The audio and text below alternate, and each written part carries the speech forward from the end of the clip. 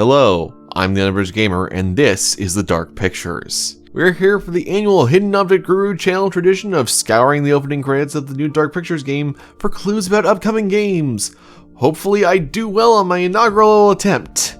First off, we've got the moon, which based on the official logo for Directive 8020 can clearly be marked as a reference to that game. This weird image here is a little hard to judge. Is it a picture of a picture? How meta. More about this weird looking guy when we get a better angle on him. 2, these 4 are woman with sheet being pulled off her, the curator in raven form, a Ouija board, and a much better shot of the guy in the mask. It's possible that the Ouija board could refer to the possession theme story we've been seeing hints of for a while, or just a nod to Until Dawn. As for the mask guy, we've got a high color of what could be a trench coat and a skull looking mask with big black eyes. Is this our first look at the Craven Man we've been hearing so much about? After Devil and Me, it's unlikely we'll get another themed slasher game in the near future. Then again, we've got 2 monsters that turn out to not be real games in a row, so who knows? 3, blood being washed down a drain is probably a Devil and Me reference, which this guy walking through the woods could be as well.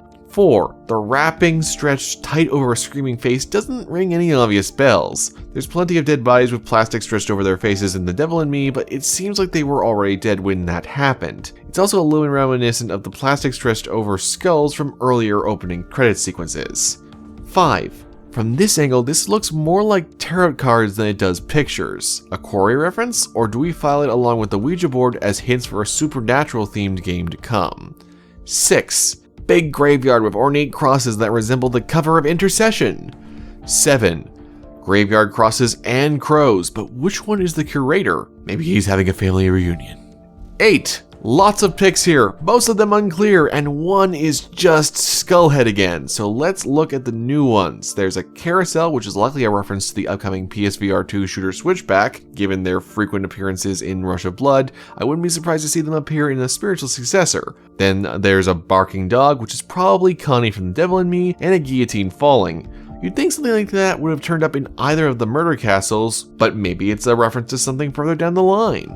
9, I am so frustrated by my complete inability to determine what is going on in this picture to the right. A possibly broken thing with weird glowing blue colors? What could it be? Something from 8020 is possible, although the lighting in that teaser was way more purple than blue. The black and white screaming zombie next to it is a little easier to parse, likely Winterfold, especially given the huge hint that turns up in Devil and Me. 10, this mold devouring a leaf. My first instinct was to connect this to Winterfold. Could the game be about mold zombies? But then I saw the Directive 8020 teaser at the end of the game, and it featured prominent flashes of what looked like a spaceship hallway absolutely filled with mold, so perhaps this is pointing at game number 5.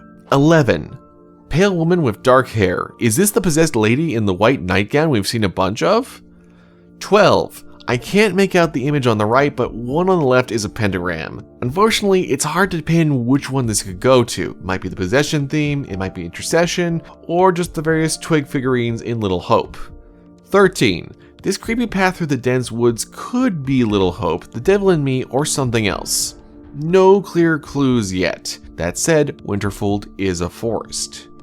14, best shot yet of what I've been calling Possessed Woman. Given that she's almost black and white, as is the zombie from earlier, could the Possessed Woman actually be a kind of zombie from Winterfold? That isn't far off from the iconic little zombie girl image from Night of the Living Dead. Plus, if they actually wanted to merge those two things together with possession and zombies, we know from the Wreck franchise that that very much works as a concept. 15, I sort of want to attribute this stabbing silhouette to the Possessed Woman, but if that's the case, then there'd be so many references just to her you'd think her game was coming out soon. She's not likely to turn up in 8020 though.